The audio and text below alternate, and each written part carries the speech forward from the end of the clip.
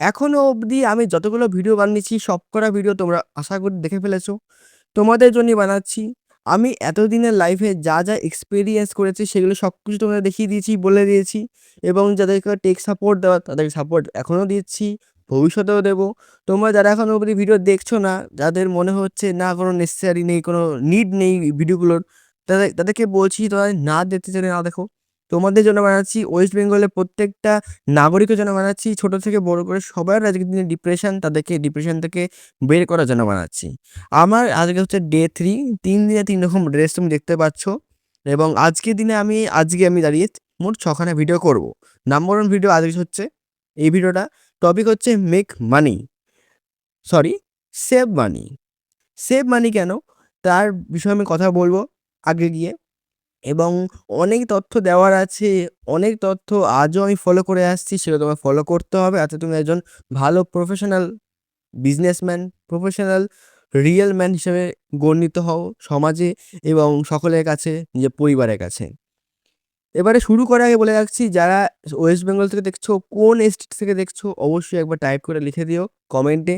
যদি কোনো রকমের স্পিরিচুয়ালি বা মোটিভেশনাল ডিপ্রেশন থেকে বেরোতে পারছো না, সেমন কিছু কোনো প্রবলেম থাকে, তাহলে অবশ্যই আমাকে বলতে পারো।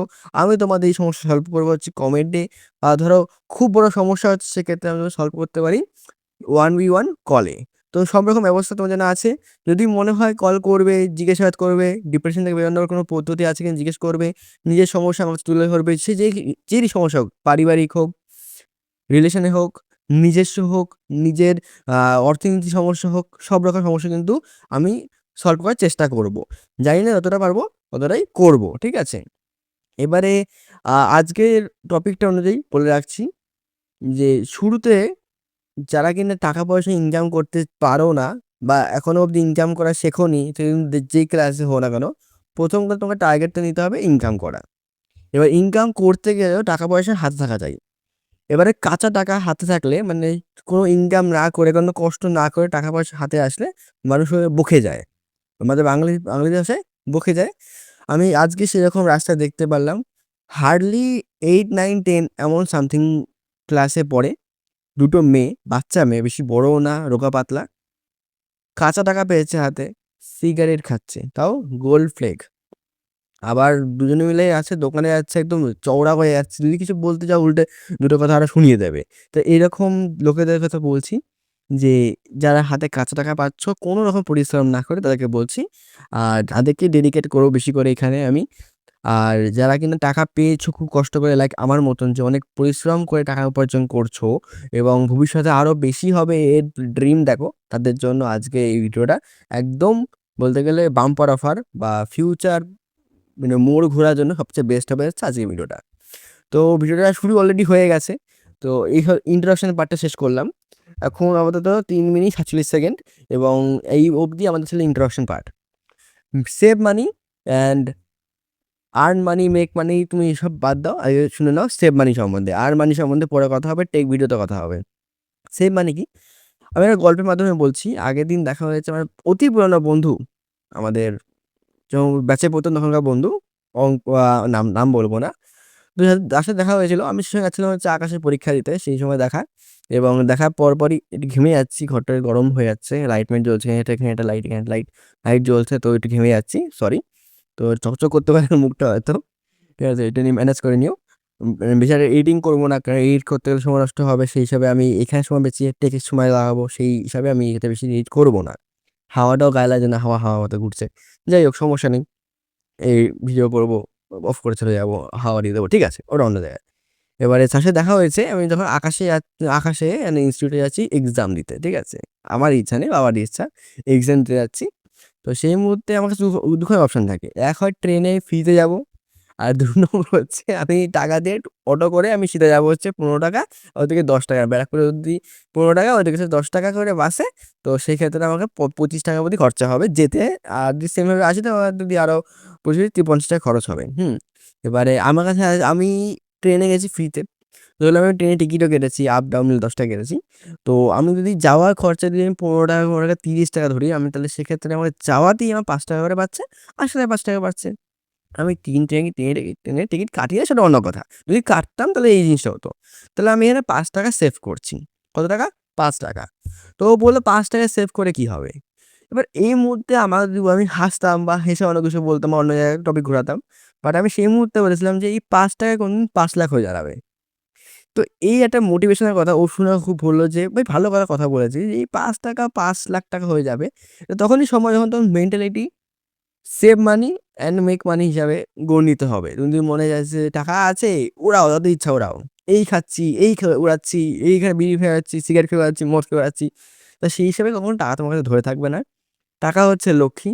যতদিন তুমি আছো যতদিন পাত্তে ইচ্ছে ততদিন পাত্তা আছে। বাড়িতে যেমন লক্ষ্মীকে পুজো করতে হয়, না হলে লক্ষ্মী চলে যায় এমন কথা বলে। এখানে কোনো কাহাবাত আছে আমি ঠিক জানি না। তো সেরকম জিনিসটা যে এখানে সেরকম যদি লক্ষ্মীকে ধরে রাখতে পারো তো ঠিক আছে, না ধরে রাখতে পারলে বেরিয়ে যাবে। তখন কিন্তু ওই মাথার চাপেও কিছু করতে পারবে না। ঠিক আছে? এছাড়া ২ সেকেন্ড নিয়ে আমি কিছু সেকেন্ডস নিয়ে নিচ্ছি। আমি একটু দেখবো আমার এই ল্যাপটপটা চলছিল সেই ল্যাপটপটাতে স্ক্রিন হ্যাঁ, চলছে। ঠিক আছে। এবারে আমি যেটা বলছিলাম যে সেভ মানি তো বললাম লক্ষ্মীর কথা, লক্ষ্মীকে রাখতে হবে পাশে এবং সে সেভ মানিটা বলে দিলাম। এটা স্টোরির মাধ্যমে বললাম। এবারে সেভ মানি কেন প্রয়োজন এটি শুনে নাও।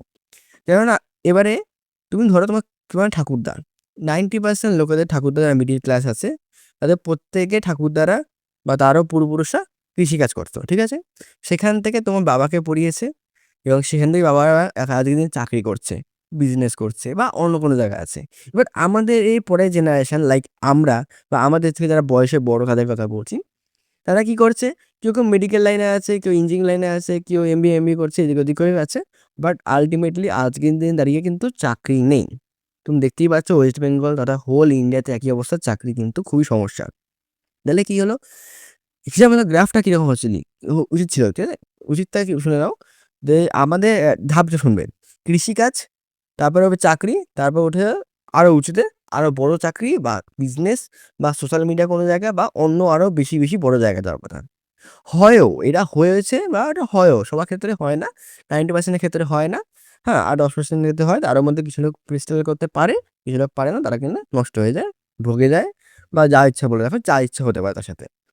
তো এবার যারা উচ্চতায় উঠে গেছে তাদের কথা ছেড়ে দাও। ওদের একদম গ্রাফটা এরকম আছে। ঠিক আছে? ওদেরও পরে সমস্যা হবে আমি বলছি। বাট যারা কিনা কৃষিকাজ করতো, চাকরি করতো এবং তার ছেলেমেয়েরা উঁচু হওয়ার জায়গায় নিচু হয়ে গেছে। আবার যাই চাকরি করতো ধরো বাবা আজকে স্কেলে চাকরি করে ধরো ৬০-৭০ হাজার টাকা চাকরি করে বা ৮০,০০০ টাকা চাকরি করে বা ১,০০,০০০ টাকা চাকরি করে বা বিজনেস করে ৫,০০,০০০ টাকা রেভিনিউ আনছে, তারও বেশি আসছে, রিটার্ন আসছে পার মান্থ বা পার ইয়ার যেমনই হোক না তুমি যেটা ইচ্ছা তুমি ভেবে নাও। সব বিজনেস তো সমান টাকা আসে না। এবারে স্যার গ্রাফটাতে আরো নেমে গেল। ঠিক আছে? এই গ্রাফ থেকে চাকরি চলে এখানে আরো নেমে গেল। এবার কি নেমে গেল? হয়তো প্রাইমারি স্কুলের টিচার হয়ে গেল, হয় ছোট্ট একটা জব পেল, হয় ইঞ্জিনিয়ারিং করার পর এত বড় ডিগ্রি বা এত বড় কিছু করার পর সে ছোট্ট একটা চাকরি ১০,০০০ ৳২০,০০০ চাকরি। তো এইখানে সমস্যার মধ্যে পড়ে যাচ্ছে। তো গ্রাফটা উঁচু হয়ে যায়, নিচু হয়ে যাচ্ছে। আর এটা আজকে হচ্ছে এই ভবিষ্যতে এর যে কত বড় ইফেক্ট পড়বে সেটা যারা বুঝতে পারছে না তাদেরকে আমি বলে রাখি যে সময় থাকতে বোঝো নয়তো কিন্তু পরে কিন্তু টাকা সেভ করতে পারবে না। টাকা থাকবে না। শারীরিক সমস্যা থাকবে এবং আরো প্রবলেম হেলথ রিলেটেড খাওয়া-দাওয়ারে খাবার-দাবার থাকবে না। খাবার-দাবার ক্রাইসিস হবে। এখন যুদ্ধ পরিস্থিতি। এখন তো বলতে গেলে আরো ক্রাইসিস বাড়বে ধীরে। আজকে আমাদের মানে পশ্চিমবঙ্গে বা ইন্ডিয়াতে না বুঝতে পারে যাদের এখানে হচ্ছে না তারা বুঝতে পারছে যে কি সমস্যার মধ্যে পড়ছে। তো সেটাই বলছি যে সেভ মানি করো। যাতে সেভ মানি না করলে কিন্তু খুব সমস্যার মধ্যে পড়বে। সেভ মানি কিরকম যে আমি ফালতু খরচ করলাম। ধরুন যেটা খরচ হয়, আমার একটা ফোন ভেঙে গেছে, একটা ফোন কিনলাম। এবার ফোন কিনা মানে আমি আইফোন কিনে বসলাম। আমার দরকার নেই আইফোন। আমার ৳১,০০,০০০ ৳১,২০,০০০ ফোনের দরকার নেই। আমার যদি ২০-৩০,০০০ একটা 5G ফোন হয়ে যায় সেটা নিয়ে চলে যাচ্ছে। তো সেখানে সেভ করো। মানে মনে হচ্ছে তোমার যদি মনে হচ্ছে বাড়িতে ওয়াশিং মা বা বউ পারছে না করতে, ওয়াশিং মেশিন কিনলাম। ওয়াশিং মেশিন কিনতে পারো বা ওয়াশিং মেশিনের হেভি উচ্চতর দামে কিনতে গেলাম, ভালো হলো বা হয়তো ভবিষ্যতে নষ্ট হয়ে যেতে পারে। তো খুব বেশি দামে কিনতে যেও না। যতটা প্রয়োজন ততটা সেভ করো। আবার অনেকে আছে যে এসি লাগায়, ইনভার্টার এসি খারাপ হয়ে গেলে একদম গলা কেটে যায়। ঠিক আছে? এমন টাকা লাগে। তো ওগুলো ফালতু খরচ। ওগুলো দরকার নেই। সেভাবে সেভ করো কিছু টাকা এবং আজ যদি তুমি ৳৫ বাঁচালে তুমি ভাবে এই ৳৫ তোমার কাছে সেদিন ৫,০০,০০০ কি ৫,০০,০০,০০০ ও দাঁড়াতে পারে। ঠিক আছে? এবারে আমি মনে রাখছি যে এত কিছু কথাবার্তার মধ্যে হয়তো এটা বুঝতে পেরেছি যে সেভ মানি কতটা প্রয়োজন। এবারে আসি যে আ ভিডিওটা বেশি বড় হয়ে যাচ্ছে I know যে আমি এত বেশি বড় করতে চাইছিলাম না ভিডিওটা। বেশি বড় হয়ে গেলে কিছু করার নেই।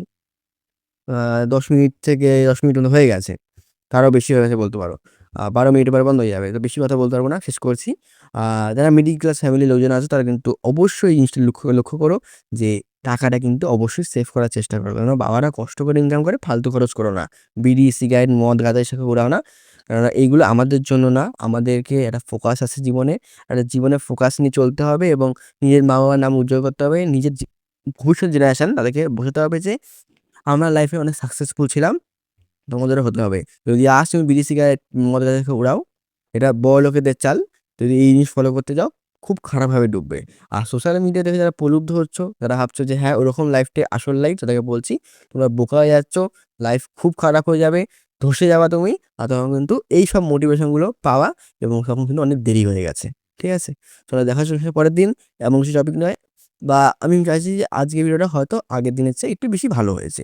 ভবিষ্যতে আরও বেশি ভালো হবে, আরও কিছু শিখতে পারবো আমি। ততদিন কাজ করো, ভালো থাকো আর মা-বাবাকে ভালো রাখো। চলো দেখা হচ্ছে পরের দিন। ঠিক আছে?